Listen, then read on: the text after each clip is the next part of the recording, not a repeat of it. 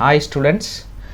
So మన channel name కింద చూస్తే మీరు అబ్జర్వ్ చేస్తే ఛానల్ నేమ్ వచ్చేసి నేను స్టార్ట్ చేసింది డ్రీమ్ ఐఐటి అని. సో ఐఐటి అనేది నా డ్రీమ్. సో నేను reach కాలేకపోయినాను. So at least I want to help the students who are going to enter in to IIT. So ఐఐటిలోకి enter అవ్వడానికి నేను నా వంతు స్టూడెంట్స్గా హెల్ప్ చేయడానికి ఈ ఛానల్ స్టార్ట్ చేసింది. నా ఛానల్ యొక్క మోటోనే అది. అందుకే నేను ఛానల్ నేమ్ డ్రీమ్ ఐఐటి అని పెట్టాను. సో ఇది స్టూడెంట్స్కి బెనిఫిట్ అవ్వాలని నెక్స్ట్ నవోదయ క్లాసెస్ స్టార్ట్ చేద్దాం అనుకున్నాను. So these are the Navodaya classes we will start. So central government, ఇది వచ్చేసి సెంట్రల్ గవర్నమెంటే మీకు మెయింటైన్ చేస్తుంది. Central government CBSE syllabus. అంటే మనకు బయట సిబిఎస్ఈ క్వాలిటీ ఆఫ్ ఎడ్యుకేషన్ దొరికేది చాలా కష్టంగా ఉంది. దొరుకుతుంది, బట్ గవర్నమెంట్ స్కూల్స్లో with hostel facility, with low cost of fees, ఇవన్నీ మీకు కష్టం బయట మార్కెట్లో. బట్ గవర్నమెంటే మనకి ఫుడ్ ఫ్రీ, అంటే తక్కువ కాస్ట్కి ఇచ్చేసి మంచి క్వాలిటీ ఆఫ్ ఎడ్యుకేషన్ ఇవ్వడానికి ప్రయత్నించింది. సో దాంట్లో భాగంగానే ఈ నవోదయ విద్యాలయ సమితి అని స్టార్ట్ చేయడం జరిగింది. సో ఇది వీళ్ళకి ఇక్కడ వచ్చేసి మనకి దీని గురించి పూర్తిగా తెలుసుకుందాం. సో దీంట్లో అంటే ఏంటి సిలబస్, ఏంటి, ఎవరు ఎలిజిబుల్, ఎక్కడెక్కడ ఎంటర్ అవ్వచ్చు, సో ఎవరెవరికి గ్రేట్ ఛాన్స్. సో నన్ను అడిగితే ఇది గ్రేట్ ఛాన్స్ వచ్చేసి రూరల్ స్టూడెంట్స్కి. సో రూరల్ పీపుల్ ఉంటారు కదా, వాళ్ళకి చాలా గ్రేట్ ఆపర్చునిటీ ఇది. సో తర్వాత who are fulfil the dream of IIT. So మనకు ఐఐటి అనేది చాలామందికి డ్రీమ్. సో ఐఐటికి మెయిన్గా బుక్స్ చదవాల్సింది మనకి సిబిఎస్ఈ టెక్స్ట్ బుక్స్ అంటారు. నేను టాపర్స్ ఇంటర్వ్యూస్ అన్నీ అబ్జర్వ్ చేస్తే, సో మీరు కూడా అబ్జర్వ్ చేయండి, వాళ్ళు ఫస్ట్ సజెస్ట్ చేసేది ఫస్ట్ మీరు కంప్లీట్ చేయండి ఎన్సీఆర్టీ టెక్స్ట్ బుక్స్ అని. మనకు బయట స్కూల్స్లో ఎన్సీఆర్టీ అని అంటారు, కానీ వాళ్ళు ఏదో వాళ్ళ పబ్లికేషన్స్ వాళ్ళ అన్ని తీసుకొని ఏదేదో చేస్తుంటారు. సో అలా కాకుండా ఇది గవర్నమెంట్ కంపల్సరీ టెక్స్ట్ బుక్స్ వాళ్ళే ప్రింట్ చేస్తారు కాబట్టి ఎన్సీఆర్టీ టెక్స్ట్ బుక్స్ మాత్రమే వాడతారు ఇక్కడ విద్యాలయ సమితిలో. అందుకే ఇది ఆపర్చునిటీ అనమాట రూరల్ స్టూడెంట్స్కి కానీ, ఎవరైనా ఇంటెలిజెన్స్ కానీ ఐఐటీలో ఎంటర్ అవ్వాలని కానీ ఇది ఒక గ్రేట్ ఆపర్చునిటీ. సో ఇది ఇక్కడ దీంట్లోకి ఎంటర్ అవ్వడానికి ఏ పాసిబిలిటీ ఉన్నాయి. ఫస్ట్ పాసిబిలిటీ ఏంటంటే మీరు ఎంటర్ అవ్వాలంటే ఖచ్చితంగా ఒక టెస్ట్ అనేది రాయాల్సి ఉంటుంది. అదే జవహర్ నవోదయ విద్యాలయ సమితి సెలక్షన్ టెస్ట్, జేఎన్విఎస్టీ. సో షార్ట్ ఫామ్లో జేఎన్విఎస్టీ. సో ఇది సెంట్రల్ గవర్నమెంట్తో మెయింటైన్ చేయబడుతుంది. సో ఇక్కడ చూడండి ఒకసారి మీకు క్లియర్గా 600 ఫీజ్ పర్ మంత్ కలెక్టెడ్ అంతే. సో అది కూడా మీకు చాలా బిలో పావర్టీ లైన్ ఉన్న వాళ్ళకి వేరే వేరే ఫీజులు ఉన్నాయి. ఇక్కడ మీరంతా క్లియర్గా ప్రాస్పెక్టస్ ఒకసారి చూడండి, చదవండి. సో ఇవన్నీ మనకి ఇంపార్టెంట్ కాదు ఇక్కడ. సో మనం ఎంటర్ అయిన తర్వాత అవన్నీ వాళ్ళే ఎక్స్ప్లెయిన్ చేస్తారు కాబట్టి అవి ఇంపార్టెంట్ కాదు. బట్ ఎక్కడెక్కడ ఎంటర్ కావచ్చు, ఎక్కడి నుంచి ఎంటర్ కావచ్చు అంటే ఇక్కడ ఒక 2 గేట్స్ ఉన్నాయి. గేట్స్ అంటే ఎంటర్ అవ్వడానికి ఆపర్చునిటీస్. సో ఒకటి 6th క్లాస్లో ఎంటర్ అవ్వచ్చు మీరు, ఇంకోటి 9th క్లాస్లో ఎంటర్ అవ్వచ్చు, లేదంటే 12th, 11th, 12th. సో ఇలా ఎంటర్ అవ్వకుండా పోవచ్చు. బట్ ఈ ఛాన్సెస్ ఏదంటే నేను ఎక్కువ తీసుకోను, ఎందుకంటే 9th, 10th, 9th, 12th, 11th ఇవన్నీ సీట్స్ మిగిలిపోతే వాళ్ళు దే విల్ అంటే అడ్వర్టైజ్మెంట్ ఇచ్చేసి ఒక ఎగ్జామ్ పెట్టి కండక్ట్ చేసి మళ్ళీ స్టూడెంట్స్ని సెలెక్ట్ చేసుకుంటారు. బట్ 6th క్లాస్ అలా కాదు. 6th class is open for all. So అంటే ఎవరైనా రాయొచ్చు అనమాట, అలా ఉంటుంది. సో నాకు తెలిసి బెస్ట్ సజెషన్ ఏదంటే 6th క్లాస్లో రాసి మనం ఆపర్చునిటీ తెచ్చుకోవడం అనేది మంచి అవకాశం. సో ఇక్కడ చూడండి ఒకసారి. సో ఈ స్కీమ్స్ మెయిన్గా అదే రూరల్ పీపుల్కి వాళ్ళ కోసం అనేది మీకు అంత ఎక్స్ప్లెనేషన్ ఉంటుంది. సో మీరు ఒక ప్రాస్పెక్ట్ ఒకసారి చదవండి క్లియర్గా. తర్వాత ఎన్నెన్ని ఇన్స్టిట్యూషన్స్ ఉన్నాయి, అవన్నీ స్టేట్ వైజ్గా మనకి ఎన్నెన్ని ఇన్స్టిట్యూషన్స్ ఉన్నాయి అనేది కూడా ఇక్కడ మనకు క్లియర్గా ఇన్ఫర్మేషన్ ఇవ్వడం జరిగింది. సో ఇక్కడ చూడండి మీకు టోటల్గా ఎన్ని ఉన్నాయంటే టోటల్ 661 ఇన్స్టిట్యూషన్స్ ఉన్నాయి మీకు ఇక్కడ. సో టోటల్గా మనకి ఎన్ని ఇన్స్టిట్యూషన్స్ ఉన్నాయి, 661 ఇన్స్టిట్యూషన్స్ టోటల్ ఇండియాలో వైజ్గా మనకి ఇక్కడ ఉన్నాయి. మన ఆంధ్రప్రదేశ్లో అయితే 13 అంటే 15 అనుకోండి. సో అంటే ఈచ్ డిస్టిక్ ఒకటిలాగా ఉంటుంది అన్నమాట. సో అది మనం చూసుకోవాల్సిన విషయం. సో ఇప్పుడు తెలంగాణ సపరేట్ అయింది కాబట్టి అప్పుడు టోటల్గా మనకి 15+9 అంటే 24 ఉండేటివి. ఇప్పుడు సపరేట్ అయింది కాబట్టి మనకి 15 ఉన్నాయి. సో ఇవి లార్జ్ కాన్సన్ట్రేషన్ ఆఫ్ SC/ST, అంటే మీకు ఇక్కడ 2 డాట్స్ చూస్తే SC/ST స్టూడెంట్స్ కోసము ఎక్కువ కాన్సన్ట్రేషన్ ఉంటుందంట. తర్వాత ఎప్పుడు ఎగ్జామ్ జరగడానికి అవకాశం ఉంటుందంటే సో ఎవ్రీ ఇయర్ వాళ్ళు ఇదే అంటే మ్యాక్సిమం ఈ డేట్కి కండక్ట్ చేయడానికే ట్రై చేస్తారు. సో సాటర్డే 11th January ఇది 2020 జరిగింది. సో ఇది ఒకటి ప్లస్ ఇంకొక సెషన్ కూడా జరిగింది. కొన్ని స్టేట్స్లో ఈ డేట్లో జరిగింది, కొన్ని స్టేట్స్లో ఈ డేట్లో జరిగింది. సో ఈసారి కరోనా వల్ల so there is some disturbance is there ఎగ్జామ్లో కూడా. బట్ ఎవ్రీ ఇయర్ మనకి సెప్టెంబర్లో లాస్ట్ డేట్ వస్తుంది. సో ఆ ఎగ్జామ్ ఆన్లైన్లో అప్లికేషన్ ప్రొసీజర్ కూడా ఇక్కడ ఇచ్చారు. సో ఆన్లైన్లోకి వెళ్ళి మనం కొన్ని డాక్యుమెంట్స్ అప్లై చేసి మీరు అప్లై చేస్తే సరిపోతుంది. సో ఇవి రెసిడెన్స్ సర్టిఫికేట్ కానీ వాళ్ళే ఫార్మేట్ ఇస్తారు, ఆ ఫార్మేట్లో మీరు అప్లై చేయవలసి ఉంటుంది. తర్వాత సో రిజల్ట్ డిక్లేర్ చేసిన తర్వాత సో మీరు ఒక డిక్లరేషన్ కూడా ఇవ్వాల్సి ఉంటుంది. ఒకవేళ మీరు జాయిన్ కాలేకపోతే దానికి కూడా మీరు డిక్లరేషన్ ఇవ్వాల్సి ఉంటుంది, మేము జాయిన్ అవ్వట్లేదు, మాకు అవసరం లేదు సీట్ అని. సో తర్వాత ఇక్కడ చూడండి, సో ఇవన్నీ మీరు చదువుకుంటారని నేను అనుకుంటున్నాను. Next so who are eligible. So ఎవరు ఎలిజిబుల్ అనేది నేను ఆల్రెడీ చెప్పాను. So 5th class.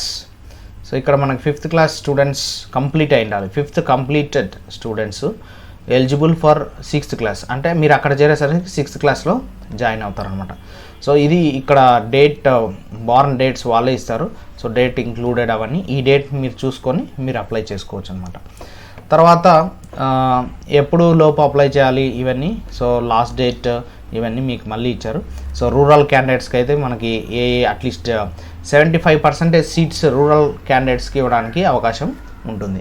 అందుకే నేను చెప్పింది great opportunity for rural students. Urban students కూడా ఇవ్వచ్చు. సో అంటే వాళ్ళకి లెస్ ఛాన్స్ ఫర్ 25%. అందుకే ఇంకొకటి మెరిట్ వస్తే మాత్రం మీరు ఈ 25% నుంచి ఎగ్జామ్షన్ జరుగుతుంది అర్బన్ క్యాండిడేట్స్ కూడా.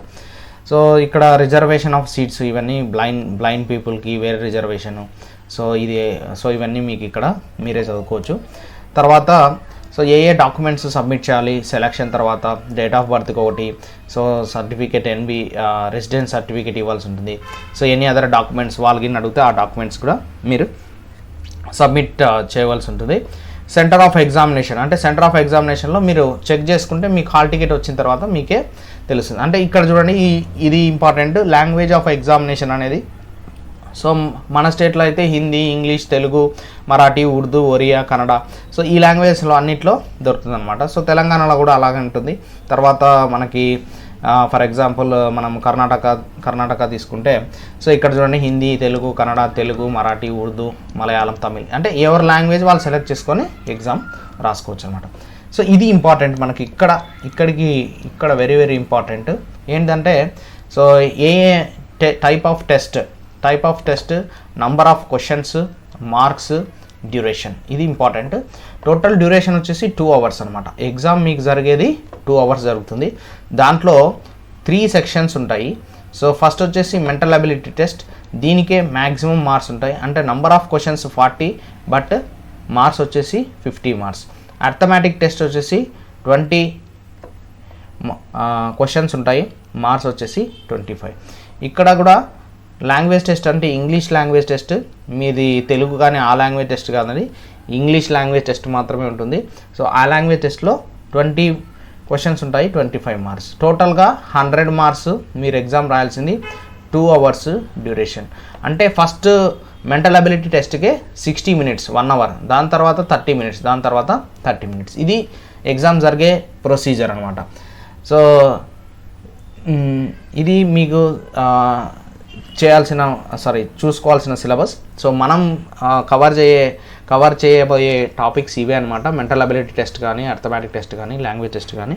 సో ఇవన్నీ మన వీడియోస్లో నెక్స్ట్ జరుగుతాయి.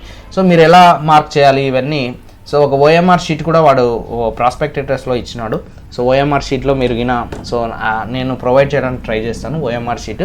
ఆ ఓఎంఆర్ షీట్లో మీరు బ్లూ కానీ బ్లాక్ పెన్తో కానీ బబ్లింగ్ చేసి ఇలా బబ్లింగ్ చేయాలి కంప్లీట్గా. సో అది మీరు ఆన్సర్ చేయాల్సిన విధానం. దాని తర్వాత నేచర్ ఆఫ్ టెస్ట్లో అదే ఆల్రెడీ నేను చెప్పింది మెంటల్ అబిలిటీ టెస్ట్ని మ్యాట్ అని అంటారు.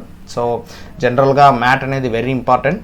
సో నంబర్ ఆఫ్ కాంపిటీషన్ ఎగ్జామ్కి ఉందన్నమాట. ఎన్టీఎస్సి కానీ, నేషనల్ టాలెంట్ సర్చ్ ఎగ్జామ్ కానీ, ఎన్ఎస్ఎస్సి కానీ, నేషనల్ స్కాలర్షిప్ ఎగ్జామ్స్ కానీ, చాలా ఎగ్జామ్స్కి mental ability test compulsory syllabus. So దాంట్లో ఏ క్వశ్చన్స్ ఉంటాయి అంటే పార్ట్ 1లో సో ఈచ్ పార్ట్లో మనకి 4 questions ఉంటాయి. టోటల్ 60 అంటే టోటల్ 50 క్వశ్చన్స్, 50 క్వశ్చన్స్ మనకి 60 మార్క్స్. సో ఇక్కడ చూడండి ఒకసారి. సో ఈచ్ పార్ట్లో మనకి 4 క్వశ్చన్స్ ఉంటాయి, 5 క్వశ్చన్స్ ఉంటాయి. ఇక్కడ చూడండి. So 1 to 4, 1 2 3 4, so total 4 questions ఉంటాయి. సో ఇది ఒక ఆడ్ మ్యాన్ అవుట్ అనేది మీరు ఎలా చేయాలి, దీంట్లో ఆడేది, సో అలా కనుక్కోవాల్సి ఉంటుంది. ఫిగర్ మ్యాచింగ్, ఇది ఇక్కడ ఫిగర్ ఎలా మ్యాచ్ అయింది, ఏది మ్యాచ్ అయింది. ప్యాటర్న్ కంప్లీట్, ఇది ఒక type of question, 3 types of question. And 4th question 4 figure completion series, ఇది ఎలా ఫిగర్ కంప్లీట్ అవుతా ఉంది, నెక్స్ట్ ఫిగర్ ఏం అవ్వచ్చు అనేది మీరు కంప్లీట్ చేయవలసి ఉంటుంది. దాని తర్వాత అనలాగీలో నార్మల్గా సో ఇక్కడ ఇది ఇలా మిర్రర్ ఇమేజ్ ఉంది కాబట్టి నెక్స్ట్ ఇక్కడ మిర్రర్ ఇమేజ్ ఏమవుతుంది అనేది మీరు అబ్జర్వ్ చేయవలసి ఉంటుంది. దాని తర్వాత figure 6 geometrical shape completion. So ఇది కంప్లీట్ చేస్తే మీకు కంప్లీట్ ఫిగర్ ఎప్పుడు అవుతుంది అనేది అది ఒక ఇంపార్టెంట్. నెక్స్ట్ మిర్రర్ ఇమేజింగ్, మిర్రర్లో చూస్తే నేను చెప్తాను, మిర్రర్లో చూస్తే ఏ లెటర్స్ మారిపోతాయి, ఏ లెటర్స్ మారవు, అవన్నీ కూడా మనం అబ్జర్వ్ చేసి పెట్టుకోవాలి. సో పంచ్డ్ హోల్డ్ ప్యాటర్న్ అంటే సో ఇది మనం ఫోల్డింగ్ అనమాట. సో ఒకసారి ఫోల్డ్ చేసినప్పుడు ఈ డాటెడ్ ఏంటంటే ఇది ఫోల్డ్ చేసింది. సో ఫోల్డ్ చేసి ఇక్కడ కట్ చేసినప్పుడు మీకు ఏ విధంగా అవుట్పుట్ అనేది వస్తుంది అనేది important. Next space visualisation. So next వచ్చేసి స్పేస్ విజువలైజేషన్. ఇక్కడ చూస్తే మీకు సో ఇక్కడ స్పేస్ విజువలైజేషన్ అనేది ఏంటంటే ఇలా కట్ చేస్తే ఏ విధంగా వస్తుంది అంటే ఈ డయాగ్రామ్లో సో ఈ బొమ్మ ఎక్కడుంది అనేది కనుక్కోవాల్సి ఉంటుంది. Embedded figure. సో ఎంబెడెడ్ ఫిగర్లో మనకి ఈ ఫిగర్ ఎక్కడ దాక్కొని ఉంది అనేది మీరు కనుక్కోవాల్సి ఉంటుంది అనమాట. సో ఇవన్నీ టైప్ ఆఫ్ క్వశ్చన్స్, అంటే 10 టైప్ ఆఫ్ క్వశ్చన్స్ ఉంటాయి. సో మీరు ఒకసారి ఎన్ని క్వశ్చన్స్ ఉన్నాయని చూసుకుంటే మెంటల్ అబిలిటీ టెస్ట్కి 40 క్వశ్చన్స్ కదా. సో 10 టైప్ ఆఫ్ మోడల్స్ అంటే total 40 questions divided by 10 type అంటే ఈచ్ క్వశ్చన్ పార్ట్ వచ్చేసి మీకు 4 క్వశ్చన్స్ ఉంటాయి. ఈచ్ క్వశ్చన్ మీరు అంటే దట్ మీన్స్ ఈచ్ పార్ట్లో మీకు ఒక 4 క్వశ్చన్స్ ఉంటాయి అన్నమాట. రైట్. తర్వాత మీరు అర్థమెటిక్ టెస్ట్కి వస్తే అర్థమెటిక్ టెస్ట్లో ఇవన్నీ మీరు చదివిన టాపిక్సే ఉంటాయి 5th క్లాస్లో. సో ఇవన్నీ కొంచెం కాన్సన్ట్రేటెడ్గా చేయవలసి ఉంటుంది. సో డిస్టెన్స్ కానీ ఇవన్నీ అప్రాక్సిమేట్ ఎక్స్ప్రెషన్స్, సో తర్వాత కన్వర్షన్, డెసిమల్స్. సో మ్యాథమెటిక్స్ నేను తీసుకుంటాను, మీరేమీ దిగులు పడాల్సిన అవసరం లేదు. అర్థమెటిక్ టెస్ట్లో మనకి number of numeric system, whole system, so ఇవన్నీ ఎలా చేయాలి అనేది తెలుస్తుంది. Next simplification, percentage, profit loss, simple interest. So ఇవన్నీ సో నేను క్లియర్గా మీకు ఒక వీడియోస్ చేసేటప్పుడు మీకు అర్థమవుతుంది. సో మ్యాథమెటిక్స్ ఎలా చేయాలి, ఏ విధంగా చేయాలి, షార్ట్ కట్స్ ఏమైనా ఉన్నాయని కూడా నేను చెప్తాను. తర్వాత సో ఇక్కడికి వచ్చిన తర్వాత సో ఇది తర్వాత ఇక్కడ మనం లాంగ్వేజ్ టెస్ట్కి వస్తే సో ఇది థర్డ్ది వెరీ ఇంపార్టెంట్. లాంగ్వేజ్ టెస్ట్ అని ఆల్రెడీ చెప్పాను నేను. ఓన్లీ ఇంగ్లీష్ మాత్రమే మనం టెస్ట్ చేస్తారు, తెలుగు కానీ కన్నడ కానీ ఏది వేరే లాంగ్వేజెస్ మాత్రము మనల్ని టెస్ట్ చేయరు. సో ఇంగ్లీష్ లాంగ్వేజ్లో ప్యాసేజ్ ఇచ్చేసి క్వశ్చన్స్ ఇస్తారు మీకు ఆల్రెడీ, అంటే ఈ క్వశ్చన్స్కి ఆన్సర్ ఈ ప్యాసేజ్లోనే ఉంటుందన్నమాట. సో తర్వాత సో ఇది టాపిక్స్. తర్వాత మీకు లాంగ్వేజ్ టెస్ట్లో ఇక్కడ వాళ్ళు ఇచ్చిన ప్రకారం అయితే ఇదే అని జరిగింది. So what is the correct answers అని ఐడెంటిఫికేషన్ చేసింది. తర్వాత సో ఇంపార్టెంట్ గైడ్ లైన్స్ ఉన్నాయి. సో ఆన్లైన్ ఫిలప్ చేయడానికి మీరు ఎప్పుడు లాస్ట్ డేట్ అని ఆల్రెడీ తెలిసిందనమాట. సో రెసిడెన్స్ సర్టిఫికేట్ ఈ ఫార్మేట్లో ఇవ్వవలసి ఉంటుంది. సో జవహర్ నవోదయ టెస్ట్కి సో ఇది ఒక అప్లికేషన్ ఫార్మేట్ మీకు ఇలా ప్రింట్ అయ్యి వస్తుందన్నమాట. సో మీరు ఒక హెడ్ మాస్టర్ దగ్గర సిగ్నేచర్ తీసుకొని సైన్ చేయవలసి ఉంటుంది. ఇది మనకి నవోదయ గురించి నా information. So Navodaya classes so next video నుంచి స్టార్ట్ అవుతాయి. సో అంటే ఒకరోజు మ్యాథ్స్ జరుగుతుంది, ఒకరోజు మెంటల్ అబిలిటీ టెస్ట్ జరుగుతుంది. సో అంటే ఫస్ట్ డే నేను మ్యాథ్స్ తీసుకున్నానంటే so this is mental ability test. So first day నేను మెంటల్ అబిలిటీ టెస్ట్ తీసుకుంటాను, తర్వాత మ్యాథ్స్ తీసుకుంటాను. అంటే మ్యాథ్స్లో ఒక టాపిక్, తర్వాత మెంటల్ అబిలిటీ టెస్ట్లో ఒక టాపిక్. సో ఇంగ్లీష్ లాంగ్వేజ్ అనేది మీరే ప్రిపేర్ అవ్వచ్చు అనేది నా ఉద్దేశము. ఒకవేళ ఇంగ్లీష్ కూడా కావాలంటే నేను ప్రొవైడ్ చేయడానికి ప్రయత్నిస్తాను. బట్ నాకు తెలిసి ఇవి రెండు అంటే ఇవి టోటల్గా ఎన్ని మార్క్స్కి చెప్పండి, ఇది ఒక 60, అదొక 20, అంటే టోటల్గా 80 మార్క్స్, 25, టోటల్గా 85 మార్క్స్కి నేను ఇస్తున్నాను. మీరు ఒక ప్రొవైడ్ చేసుకోవాల్సింది ఇది 20కే 20 అంటే 80 మార్క్స్కి నేను ఇస్తున్నాను. ఇంకొక 20 మార్క్స్ మీరు కష్టపడి ఇంగ్లీష్ లాంగ్వేజ్ సో మీ టీచర్స్ సహకారంతో ఇంగ్లీష్ లాంగ్వేజ్ కంప్లీట్ చేస్తారని నేను అనుకుంటున్నాను. సో రిమైనింగ్ 80 మార్క్స్ రెస్పాన్సిబిలిటీ నాదే అనమాట. సో ఇది స్టూడెంట్స్, ఫ్రెండ్స్, సో మీకు ఏ డౌట్స్ ఉన్నా కామెంట్స్లో పోస్ట్ చేయండి. తర్వాత ఈ ఛానల్ని లైక్ చేయండి, షేర్ చేయండి అండ్ సబ్స్క్రైబ్ చేయండి. Thank you students. So next వీడియోలో మనం కలుసుకుందాం. సో మెంటల్ అబిలిటీ కానీ మ్యాథ్స్ వీడియోతో కానీ కంప్లీట్గా స్టార్ట్ చేద్దాం syllabus. Thank you very much.